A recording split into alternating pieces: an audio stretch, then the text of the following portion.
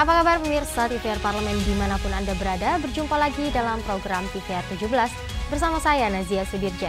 Tepat pukul 17 waktu Indonesia Barat kami hadirkan kepada Anda sejumlah informasi paling baru dan menarik seputar kinerja dan kegiatan DPR RI yang telah disajikan oleh redaksi TVR Parlemen.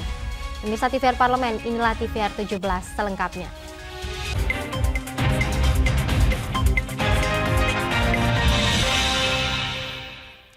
Rapat paripurna DPR RI ke-20 masa persidangan 4 tahun sidang 2022-2023 mengesahkan peraturan pemerintah pengganti undang-undang atau Perpu Pemilu menjadi undang-undang. Perpu Pemilu ini diharapkan menjadi payung hukum bagi sejumlah daerah yang masih memiliki kekosongan hukum terkait pemilu. Pemerintah telah menerbitkan Perpu Pemilu pada 12 Desember 2022 lalu dan mengirimkannya ke DPR RI. Setelah melalui pembahasan dan pengambilan keputusan tingkat 1 di Komisi 2 DPR RI, rapat paripurna DPR RI pagi tadi menyatakan menyetujui atau menerima Perpu Pemilu untuk disahkan menjadi undang-undang. Ketua Komisi 2 DPR RI Ahmad Doli menyampaikan, dalam pembahasan di Komisi 2 DPR RI, terjadi perubahan sejumlah substansi dalam Perpu Pemilu yang diajukan pemerintah. Di antaranya, pembentukan penyelenggara pemilu provinsi di daerah otonomi baru, penataan daerah pemilihan dan alokasi kursi anggota DPR RI dan DPRD provinsi, jadwal dimulainya kampanye, dan penyelenggaraan pemilu di IKN. Yang bersifat substantif dan sesuai dengan implikasi dari Undang-Undang Pembentukan 4 daerah otonomi baru provinsi di Papua dan Papua Barat, serta perubahan norma-norma lain terkait dengan kelancaran pemilu tahun 2024.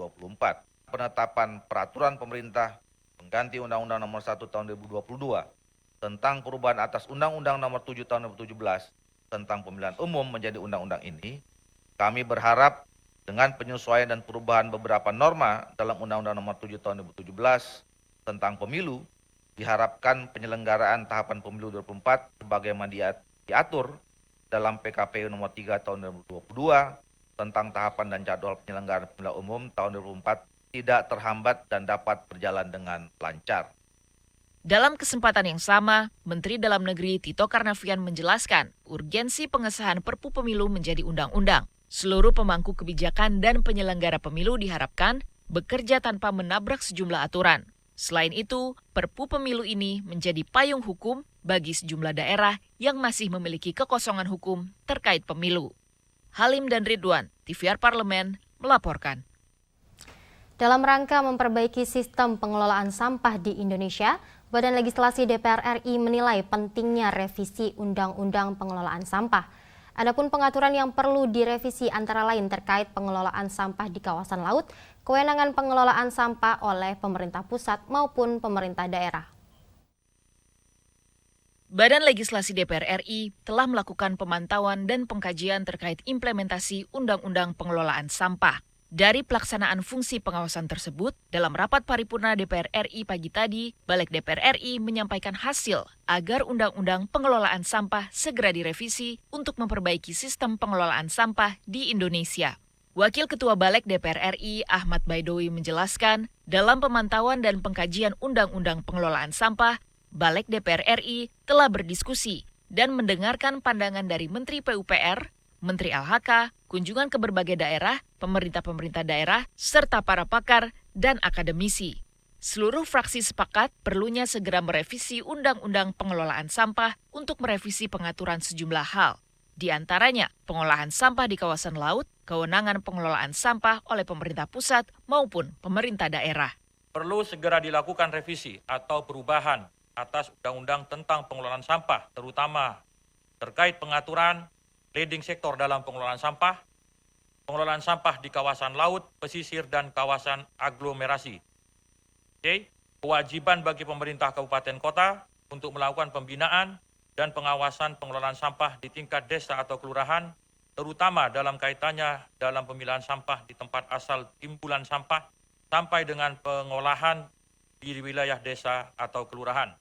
Wakil Ketua Balik DPR RI Ahmad Baidowi menambahkan, Balik juga mempertimbangkan perlunya mengatur pemberian insentif dan kemudahan perizinan bagi pihak-pihak yang ingin membantu pemerintah dalam mengelola sampah dan memberikan edukasi terkait pengelolaan sampah di masyarakat. Ferdian Dandomi, TVR Parlemen, melaporkan.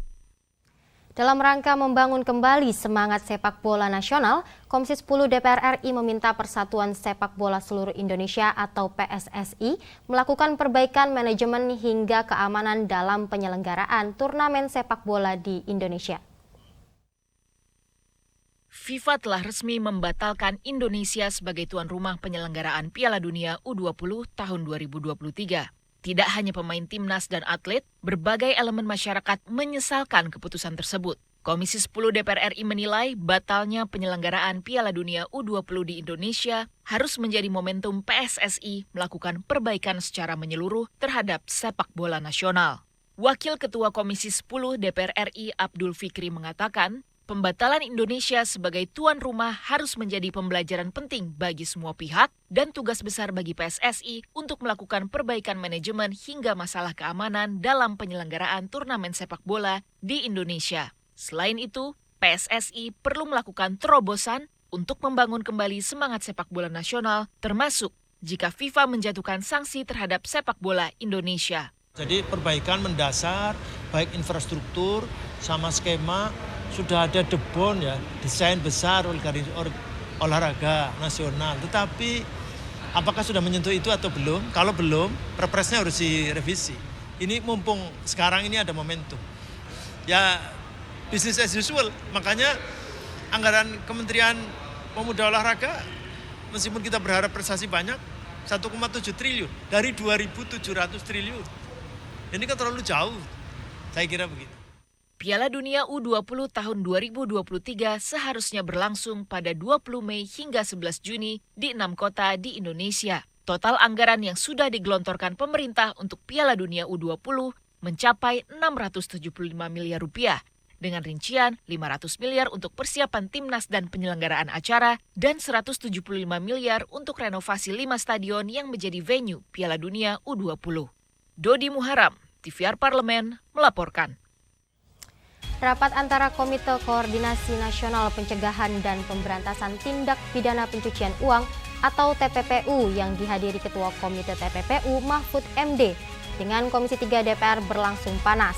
Dalam rapat tersebut, anggota DPR RI mendalami soal pernyataan Mahfud yang menyatakan ada dugaan kasus pencucian uang senilai 349 triliun rupiah di Kementerian Keuangan. Informasi selengkapnya akan kami hadirkan sesaat lagi. Untuk itu tetaplah di TVR 17.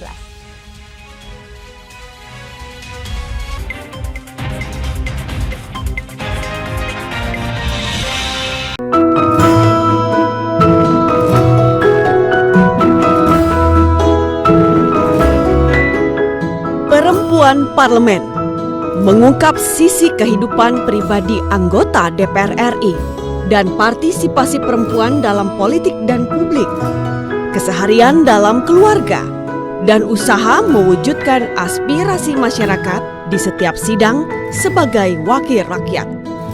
Jangan lewatkan Perempuan Parlemen.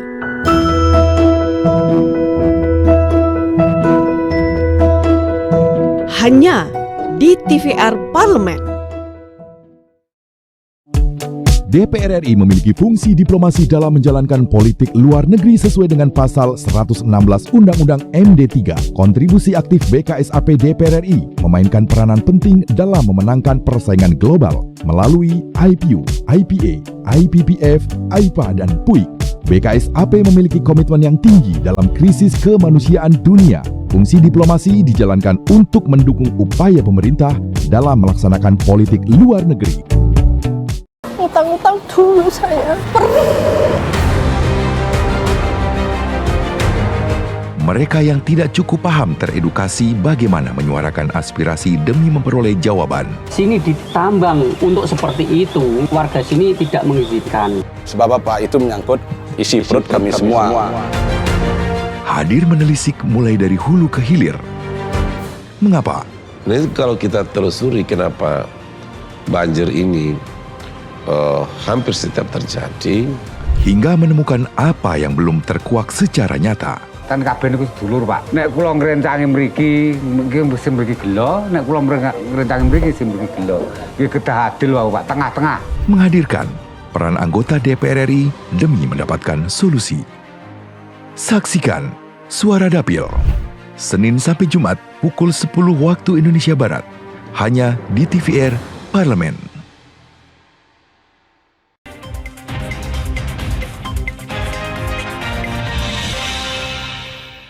Baik pemirsa, Anda kembali di TVR 17.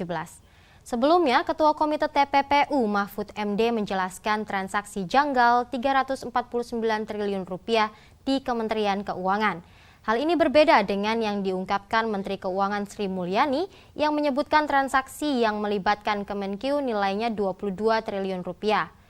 Dalam rapat dengar pendapat umum tersebut, Komisi 3 DPR RI juga berharap adanya pembentukan panitia khusus dalam membongkar kebenaran data terkait temuan transaksi janggal sebesar 349 triliun rupiah tersebut. Pembentukan pansus ini dinilai sebagai upaya transparansi DPR RI untuk tidak menghalangi penyidikan yang dilakukan Komite Tindak Pidana Pencucian Uang. Untuk mengetahui informasi selengkapnya, mari kita simak laporan mendalam yang telah dihimpun oleh tim redaksi TVR Parlemen dalam segmen editorial Parlemen berikut ini.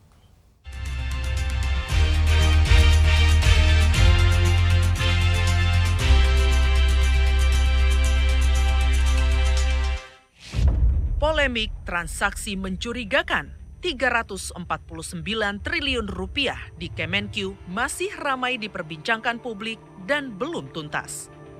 Apalagi muncul perbedaan penjelasan data dari PPATK yang disampaikan dua Menteri Kabinet Indonesia Maju saat diundang DPR RI. Pada RDP di Komisi 3 DPR RI, Menko Polhukam Mahfud MD hadir sebagai Ketua Komite Koordinasi Nasional Pencegahan dan Pemberantasan TPPU, sempat menyatakan keterangan yang disampaikan Menteri Keuangan Sri Mulyani di hadapan Komisi 11 DPR RI berbeda jauh dari fakta. Sebelumnya, Sri Mulyani menjelaskan hanya ada 3,3 triliun rupiah transaksi mencurigakan yang berkaitan langsung dengan oknum pegawai Kemenkeu. Sementara data yang didapatkan PPATK ada 35,5 triliun rupiah transaksi janggal oknum pegawai Kemenkeu. Ada juga data 189 triliun rupiah yang diduga sebagai TPPU di Direktorat Bea dan Cukai Kemenkeu. Sementara Sri Mulyani melihatnya hanya masalah pajak bea cukai. Pernyataan Mahfud MD itu pun direspon sejumlah anggota Komisi 3 DPR RI yang merasa bingung dan mempertanyakan pihak manakah yang berbohong antara Mahfud MD dengan Sri Mulyani atau bawahan masing-masing yang melakukan pembohongan publik. Mahfud MD maupun Sri Mulyani dianggap pasti sama-sama membenarkan pernyataannya masing-masing. Komisi 3 DPR RI menantang Mahfud MD membuka sejelas-jelasnya pada publik untuk mencegah prasangka dan spekulasi negatif di publik. Jika Mahfud MD tidak menjelaskan secara lengkap, tidak menutup kemungkinan muncul dugaan Mahfud MD memiliki motif politik. Kronologi awal Mahfud MD mendapatkan hasil analisis PPATK juga dipertanyakan. Hal tersebut dikritik kepada Kepala PPATK Ivan Yustiavandana. Padahal berdasarkan Undang-Undang Pemberantasan TPPU, laporan analisis maupun laporan pemeriksaan bersifat rahasia dan hanya dilaporkan pada Presiden dan DPR RI. Tetapi ada yang luar biasa juga disampaikan oleh Pak Mahfud, bahwa apa yang disampaikan oleh Bu Sri Mulyani di Komisi 11 tidak berdasarkan fakta. Artinya apa, Pak? Saya sudah dibohongin dong, Pak. Dikatakan oleh Pak Mahfud tidak berdasarkan fakta. Apa yang mau disembunyikan oleh Bu Sri Mulyani di internal mereka? Apabila Pak Mahfud tidak menjelaskan ini secara lengkap, maka saya menengarai Pak Mahfud punya motif politik. Sekali lagi, apabila tidak ada penjelasan terbuka soal ini, sesuai dengan Undang-Undang KIP, apa yang dimaksudkan informasi publik itu jelas didefinisikan. Dan itu disampaikan oleh pejabat publik kepada publik. Pejabat publik tidak boleh menyampaikan kepada publik isu yang tidak jelas asal-usulnya.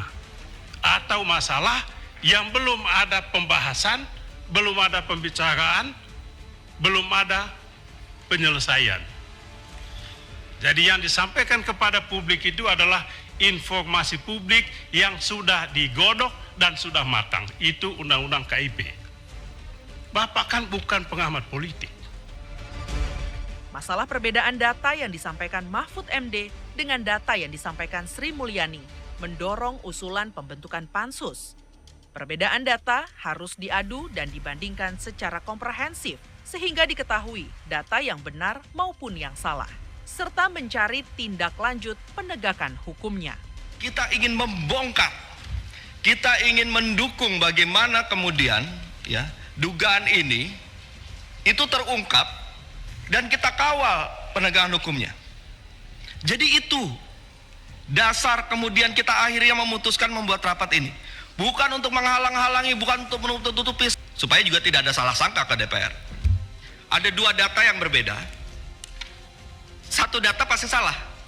Berlangsung sekitar 6 jam, rapat Komisi 3 DPR RI dengan Komite Koordinasi Nasional Pencegahan dan Pemberantasan TPPU belum berhasil mengungkap secara terang. Anggota Komisi 3 DPR RI sepakat untuk melakukan rapat lanjutan dengan Menko Polhukam, Menteri Keuangan, dan Kepala PPATK secara bersamaan.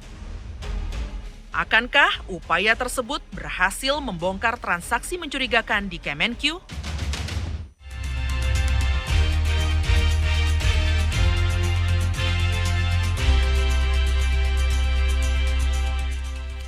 Menurut Organisasi Kesehatan Dunia atau WHO, keberadaan virus Marburg berpotensi untuk menjadi endemi.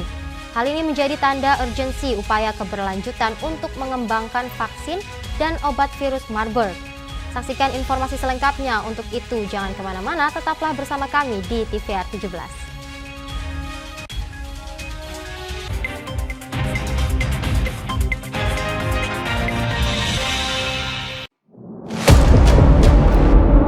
Sini ditambang. Konflik yang terjadi. Warga sini tidak mengizinkan.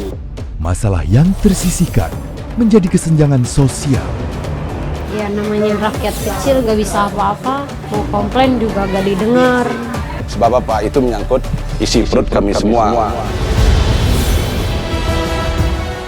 Bagaimana memutus keterbatasan untuk didengar? Jadi kalau misalnya masyarakat sudah merasa tidak lagi ada yang memperjuangkan aspirasinya, maka masyarakat memang sangat berhak untuk meminta dewan yang mewakili mereka di parlemen. Kami menyusuri batas-batas peristiwa, mengurai berbagai polemik yang terjadi, meluruhkan suara-suara marginal, menjadi nyata dalam setiap aspirasi, melaksanakan tugasnya sebagai wakil rakyat. Saksikan aksi Dewan segera hanya di TVR Parlemen.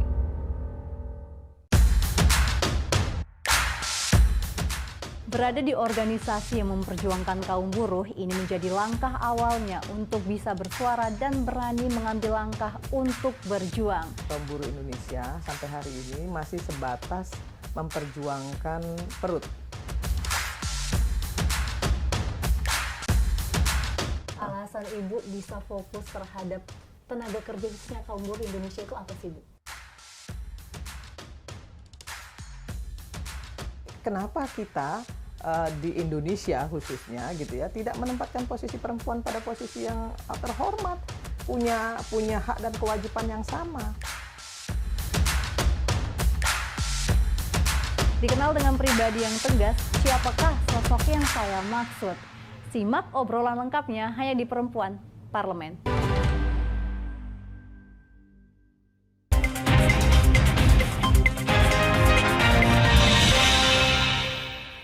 Baik pemirsa, Anda kembali di TVR 17. Setelah virus corona, Badan Kesehatan Dunia atau WHO meminta negara-negara di dunia mewaspadai virus Marburg. WHO telah menerima laporan kasus penyakit Marburg yang berasal dari Guinea Ekuatorial pada Senin 13 Februari lalu. Sejauh ini, Kementerian Kesehatan belum mendapatkan laporan virus Marburg di Indonesia. Namun, anggota Komisi 9 DPR RI Neti Prasetyani meminta pemerintah untuk tetap mewaspadai dan mengantisipasi masuknya virus Marburg ke Indonesia. Selengkapnya, mari kita simak laporan rekan kami, Vincent Aldi. Baik pemirsa TVR Parlemen dimanapun Anda berada, saat ini saya tengah berada di Gedung Nusantara 1, tepatnya di depan ruang rapat Komisi 9 DPR RI. Pemirsa, apabila WHO baru-baru ini telah memberikan peringatan tentang bahaya virus Marburg dan penularannya, diketahui pemirsa WHO juga menerima laporan mengenai virus tersebut ditemukan di Guinea Ekuatorial pada 14 Februari. Dan berdasarkan laporan dari WHO juga pemirsa, telah memakan 9 kematian dan 16 kasus suspek yang dilaporkan di Provinsi Kinam. Gejalanya seperti demam, kelelahan, muntah berdarah, dan diare. Namun sejauh ini pemirsa, Kemenkes juga belum menerima akan adanya laporan terkait virus tersebut di Indonesia. Lantas bagaimana Indonesia menyikapi akan adanya laporan dari WHO tersebut?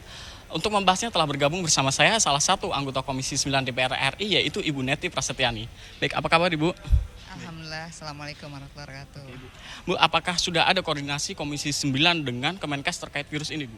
Ya, tentu saja secara pribadi saya pernah menanyakan kepada Pak Menteri dalam rapat kerja Komisi 9 dengan Kemenkes Republik Indonesia bahwa belajar dari pandemi COVID-19 ternyata berbagai permasalahan kesehatan itu akan sangat mungkin terjadi di Indonesia meskipun awalnya ada di negara-negara tetangga atau di tempat-tempat yang jauh. Karena bagaimanapun ketika kita bicara gangguan kesehatan yang disebabkan oleh virus, bakteri dan sebagainya, maka memang ada proses mutasi, ada proses migrasi dan juga perpindahan orang ke tempat yang lain begitu ya. Sehingga ini yang harus menjadi satu perhatian serius dari pemerintah khususnya Kementerian Kesehatan untuk belajar dari kasus pandemi COVID-19. Oleh karena itu saya juga sudah menulis dalam sikap politik saya, dalam rilis saya bahwa pemerintah harus berhati-hati dengan virus Marburg ini. Meskipun memang belum dilihat atau dilaporkan ada di Indonesia, namun pemerintah tetap harus berhati-hati. Karena Indonesia ini ada pada satu titik yang sangat strategis menjadi perlintasan dari berbagai negara, dari berbagai tempat, sehingga sangat mungkin virus ini kalau kemudian tidak kita waspadai tentu akan bisa terbawa oleh orang-orang yang berasal dari negara-negara yang terinfeksi seperti itu. Oke, Bu. Terus bagaimana dengan tingkat kebahayaan dari virus tersebut, Bu? Apakah nanti juga akan bernasib sama seperti virus corona di Indonesia? Ya, saya pikir kita punya regulasinya ya, ada undang-undang wabah penyakit menular, ada kekarantinaan kesehatan, kemudian secara organisasi atau kelembagaan kita punya pusat krisis, ada BRIN ya, dan kita berharap pemerintah mampu mengkoordinasi lembaga-lembaga yang memang memiliki tupoksi penelitian, memiliki tupoksi untuk melakukan riset, maka harus segera ya melakukan upaya-upaya kajian, penelitian sehingga kita tidak kecolongan ya. Kenapa? Karena kalau kemudian kita harus berhadapan dengan virus tersebut tanpa persiapan, tentu kita akan mengalami hal yang sama seperti kita mengalami pandemi COVID-19. Mungkin kita masih ingat pada saat pandemi COVID-19 kita menganggap itu satu hal yang remeh dan kemudian kita tidak mungkin akan tertular begitu. Saya masih ingat betul ya prosesnya ya, bagaimana dialog atau perdebatan yang terjadi di Komisi 9 bersama Kementerian Kesehatan Republik Indonesia. Oleh karena itu kita nggak boleh jatuh pada tempat yang sama untuk kedua kali dalam urusan gangguan atau wabah kesehatan ini. Nah oleh karena itu sekali lagi saya minta pemerintah melalui Kementerian Kesehatan mulai melakukan koordinasi dengan pusat-pusat penelitian, pusat krisis ya di bawah Kementerian Kesehatan, BRIN dan juga perguruan tinggi untuk melakukan kajian-kajian penelitian dan bahkan berkoordinasi dengan WHO dan belajar dari negara-negara yang sudah dilaporkan ya terjadi kasus atau infeksinya sehingga kita dengan cepat bisa melakukan langkah-langkah mitigatif dan antisipatif seperti itu. Terima kasih banyak Bu atas kesediaan dan waktunya Bu. Baik pemirsa, demikianlah wawancara saya dengan salah satu anggota Komisi 9 DPR RI, Ibu Neti Prasetyani, yang mana pemirsa harapan kita bersama virus ini tidak masuk atau penanganan dalam virus ini lebih kuat di Indonesia dalam meminimkan penyebarannya. Terima kasih pemirsa atas perhatiannya dan kembali ke studio. Selanjutnya pemirsa, apa saja yang menjadi topik perbincangan di media online pada hari ini? Usai jeda tetaplah di TVR 17.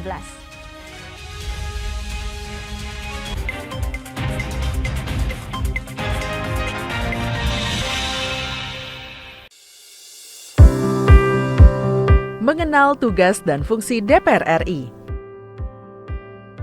Dewan Perwakilan Rakyat atau DPR adalah lembaga negara yang mewakili aspirasi rakyat. Kehadiran DPR RI merupakan salah satu bukti bahwa Indonesia merupakan negara demokrasi. Sebagai salah satu lembaga perwakilan rakyat, apa saja tugas dan fungsi yang diemban DPR RI? Berdasarkan pasal 20A ayat 1 Undang-Undang Dasar 1945, DPR memiliki 3 fungsi, yakni fungsi legislasi, anggaran, dan pengawasan. Tugas dan wewenang DPR berbeda untuk setiap fungsinya. Yang pertama, fungsi legislasi. Menyusun program legislasi nasional atau prolegnas, menyusun dan membahas rancangan undang-undang, menerima rancangan undang-undang yang diajukan oleh DPD, membahas rancangan undang-undang yang diusulkan oleh Presiden ataupun DPD, menetapkan undang-undang bersama dengan Presiden, menyetujui atau tidak menyetujui peraturan pemerintah pengganti undang-undang yang diajukan oleh Presiden untuk ditetapkan menjadi undang-undang. Yang kedua, fungsi anggaran. Memberikan persetujuan atas rancangan undang-undang tentang APBN yang diajukan oleh Presiden. Memberikan persetujuan terhadap pemindahantanganan aset negara maupun terhadap perjanjian yang berdampak luas bagi kehidupan rakyat yang terkait dengan beban keuangan negara. Menindaklanjuti hasil pemeriksaan atas pengelolaan dan tanggung jawab keuangan negara yang disampaikan oleh BPK. Memperhatikan pertimbangan DPD atas rancangan undang-undang tentang APBN dan rancangan undang-undang terkait pajak, pendidikan, dan agama. Yang ketiga, fungsi pengawasan. Fungsi pengawasan, DPR bertugas melakukan pengawasan terhadap pelaksanaan Undang-Undang APBN dan kebijakan pemerintah, serta membahas dan menindaklanjuti hasil pengawasan yang disampaikan oleh DPD. Demikian penjelasan tentang tugas dan fungsi DPR menurut Undang-Undang. Informasi ini dipersembahkan oleh TV dan Radio Parlemen, Biro Pemberitaan Parlemen, dan Sekretariat Jenderal DPR RI.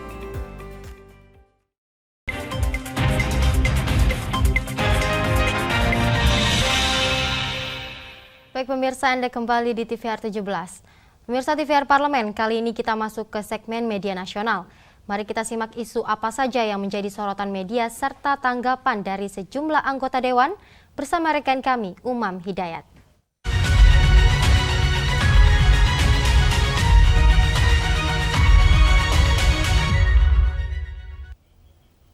Terima kasih rekan Nazia. Berita pertama yang menjadi headline di media online yaitu Komisi 2 DPR RI menyoroti pemenuhan lahan IKN harus tetap pertimbangkan keadilan bagi masyarakat.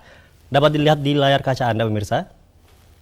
Di sini Komisi 2 DPR RI meminta Otorita Ibu Kota Negara atau OIKN mempercepat proses pengadaan lahan dalam rangka pemenuhan lahan IKN dengan tetap mempertimbangkan keadilan bagi masyarakat yang tanahnya digunakan. Pemenuhan lahan ini didapatkan melalui pelepasan lahan hutan dan pengadaan tanah. Hal ini disampaikan Ketua Komisi 2 DPR RI, Ahmad Doli Kurnia, pada rapat dengar pendapat Komisi 2 DPR RI dengan Kepala Otorita IKN Bambang Susantono pada Senin 3 April 2023. Lebih lanjut terkait dengan rencana penyusunan rencana detail tata ruang wilayah, Komisi 2 DPR RI juga meminta OIKN melibatkan publik secara luas dengan mempertimbangkan kondisi lingkungan, kegiatan pertambangan, serta pencemaran pesisir dan laut. Untuk mendorong kedua hal tersebut, Komisi 2 DPR RI meminta Kepala OIKN untuk segera melakukan percepatan penyelesaian regulasi yang terkait, serta mendorong percepatan penyelesaian proses legislasi 6 peraturan perundang-undangan terkait tata ruang dan pertahanan. Baik pemirsa, berita selanjutnya yang juga menjadi headline di media online, yaitu Komisi 10 DPR RI tantang PSSI buka-bukaan surat dari FIFA. Dapat dilihat di layar kaca Anda pemirsa. Di sini FIFA memutuskan menarik Indonesia dari tuan rumah Piala Dunia U20 2023. Pembatalan ini disampaikan FIFA baik melalui websitenya secara terbuka dan melalui surat. Dan pemirsa, terkait hal ini, Ketua Komisi 10 DPR RI, Saiful Huda, memanggil PSSI dan Komite Olahraga Indonesia atau KOI untuk menggelar pertemuan di DPR RI guna membahas terkait isi surat dari FIFA. Dan pemirsa, pembatalan Indonesia menjadi tuan rumah ini merupakan hal yang krusial yang perlu dikupas untuk dijadikan pembelajaran di masa mendatang. Dan selain itu, pemanggilan PSSI dan KOI ke DPR RI juga dilakukan untuk mendapatkan perkembangan terbaru terkait hasil pertemuan PSSI dan FIFA di Doha, serta mengetahui langkah PSSI untuk mengantisipasi bayang-bayang sanksi FIFA kepada Indonesia setelah batal menjadi tuan rumah Piala Dunia U20 2023. Baik pemirsa, itu tadi headline di media online pada hari ini terkait Komisi 2 DPR RI menyoroti pemenuhan lahan IKN harus tetap pertimbangkan keadilan bagi masyarakat, serta Komisi 10 DPR RI tantang PSSI buka-bukaan surat dari FIFA. Kembali ke rekan Nazia.